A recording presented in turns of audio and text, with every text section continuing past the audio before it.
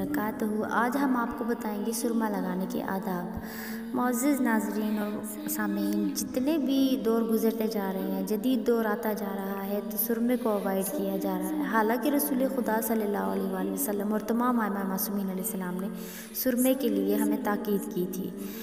अब आज के टॉपिक में मैं आपको बताऊंगी कि सुरमा लगाने के क्या आदाब होते हैं। हज़रत जाफ़र सादिक़ अलैहिस्सलाम इरशाद फरमाते हैं कि सुरमे की ताक सलाइयाँ लगाना बेहतर होता है। ताक वो लफ्ज़ होता है, ताक का मतलब ये है कि जो दो पर तकसीम ना होता हो उसे ताक कहा जाता है।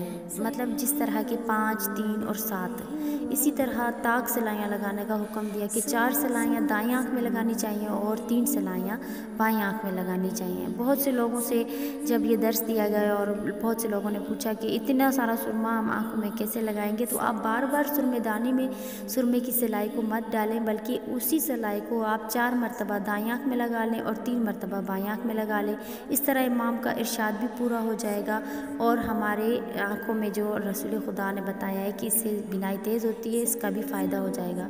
दूसरी हदीस मोतबर में रसूल खुदा सल्लल्लाहु अलैहि वसल्लम ने इरशाद फरमाया कि सुरमा लगाना रात को तो बासी मनफियत है आँखों के लिए, इसकी जो बिनाई ज़ईफ़ हो जाती है उसके लिए तेज़ हो जाती है, आँखों की बिनाई जो है इससे तेज़ हो जाती है, और दिन के लिए है कि मौजब ज़ीनत है।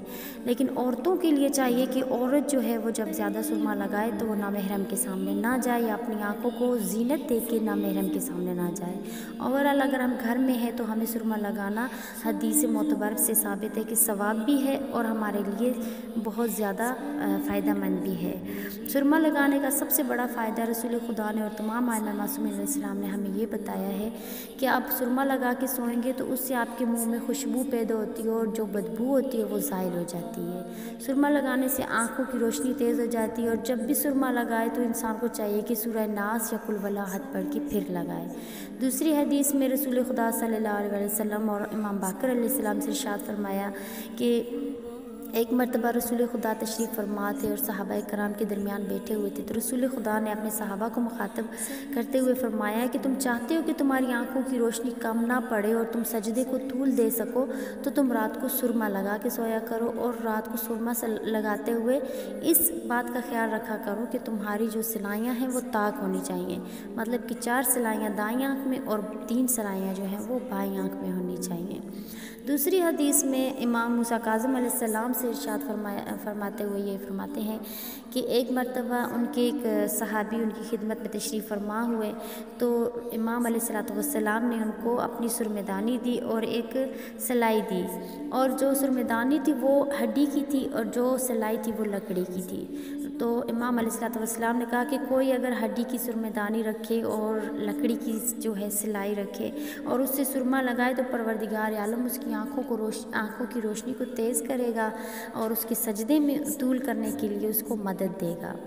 सुरमा लगाने के आदाब में सबसे बड़ा अदब ये है कि जब भी हम सुरमा लगाएं परवरदिगार आलम की, अल्लाह ताला की दी हुई इतनी बड़ी नेमतों का शुक्र अदा करें कि आँखें वो नेमत है परवरदिगार आलम ने हमें। गूंगा जो होता है वो गुजारा कर सकता है दुनिया में, बहरा जो होता है वो दुनिया में गुजारा कर सकता है, लेकिन अंधा जो आँखों से कुछ देख ही नहीं सकता वो गुजारा नहीं कर सकता। आँखें अल्लाह ताला की बहुत बड़ी नेमत हैं और इनकी हिफाजत करना हमारी ज़िम्मेदारी है और अल्लाह ताला की नेमतों की दी हुई कदर करना और उसका शुक्र बजा लाना भी हमारी ज़िम्मेदारी है। नाज़रीन, आज का टॉपिक अगर आपको पसंद आए तो हमारे चैनल को सब्सक्राइब करें, शेयर करें और लाइक करें और इसी तरह के आदाब आपको आगे बताते रहेंगे। इंशाअल्लाह अगली वीडियो में मिलते हैं। अपनी दुआओं में याद रखिएगा। खुदा हाफिज़।